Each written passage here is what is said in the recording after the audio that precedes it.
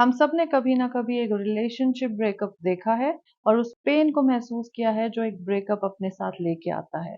जब कभी आप किसी अपने से अलग होते हैं तो उस पेन को बर्दाश्त कर पाना आसान नहीं होता। आप काफी कोशिश करते होंगे उस इंसान को भूलने की, पर आपके इमोशंस आप पे हावी हो जाते हैं। एक रिलेशनशिप का टूटना आपकी मेंटल, इमोशनल और फिजिकल हेल्थ पे काफी भारी पड़ सकता है। खुद को एक ब्रेकअप से हील करना is a time taking process, but अगर हम कुछ चीजों का ध्यान रखें तो ये प्रोसेस इजी हो सकता है। Acknowledge your feelings. एक ब्रेकअप के बाद सैड, एंग्री, कंफ्यूज्ड, हर्ट, ये सब फील करना एकदम नेचुरल है। अपने आप को अलाउ कीजिए ये सारी फीलिंग्स फील करने के लिए बिना जजमेंट के।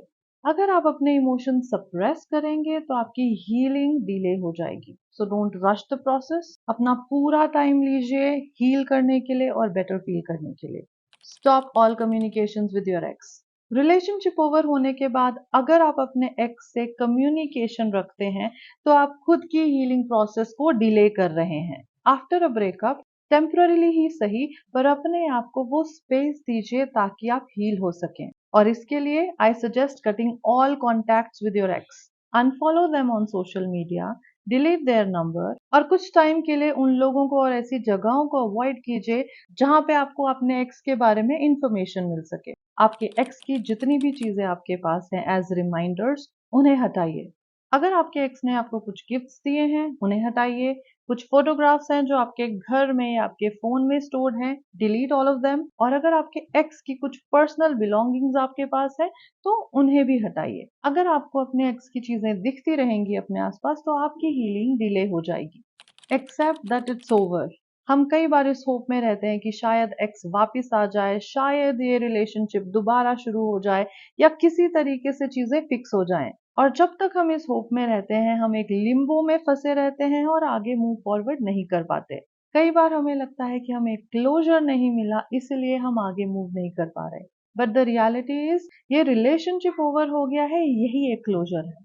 सो एक्सेप्ट कीजिए कि आपका रिलेशनशिप ओवर हो चुका है और प्रेजेंट में फोकस करते हुए एक हेल्दी फ्यूचर की तरफ मूव फॉरवर्ड कीजिए। Take time to reflect on this relationship. अपने टाइम को यूटिलाइज कीजिए ये रिफ्लेक्ट करने में कि इस रिलेशनशिप ने आपको क्या सिखाया, कौन सी चीजें हैं जिन पे आपको इम्प्रूव करना चाहिए, और अपने एटीट्यूड्स अपने फ्यूचर रिलेशनशिप्स के लिए और खुद के लिए कैसे चेंज करने हैं।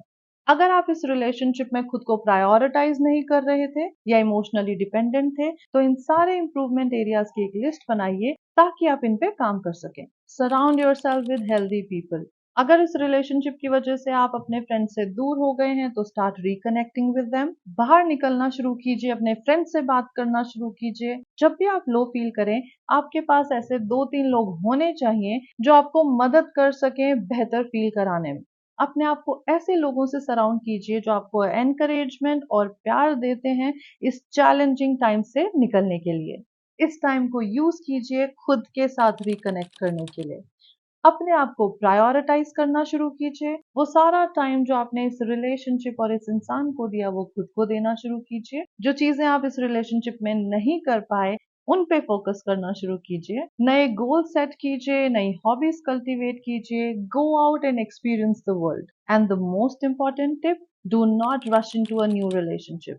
हम कई बार पिछले रिलेशनशिप को भूलने के लिए एक नए रिलेशनशिप में घुस जाते हैं। इसे हर कॉस्ट पे अवॉइड कीजिए। अगर आप अपने पास्ट रिलेशनशिप का सारा बैगेज, सारा पेन लेकर एक नया रिलेशनशिप शुरू करेंगे तो वो कभी भी हेल्दी नहीं हो पाएगा। अपनी हीलिंग पे फोकस कीजिए क्योंकि जब आप हील हो जाएंगे तब आप एक राइट पर्सन ही अट्रैक्ट करेंगे। Breakups are very challenging, but remember, एक रिलेशनशिप का खत्म होना आपकी स्टोरी का एंड नहीं होता। आज की वीडियो में दिए गए सारे टिप्स को फॉलो कीजिए, खुद पे फेथ एंड ट्रस्ट बनाए रखिए और एक पॉजिटिव माइंडसेट से आगे बढ़िए एक ब्यूटीफुल फ्यूचर की तरफ।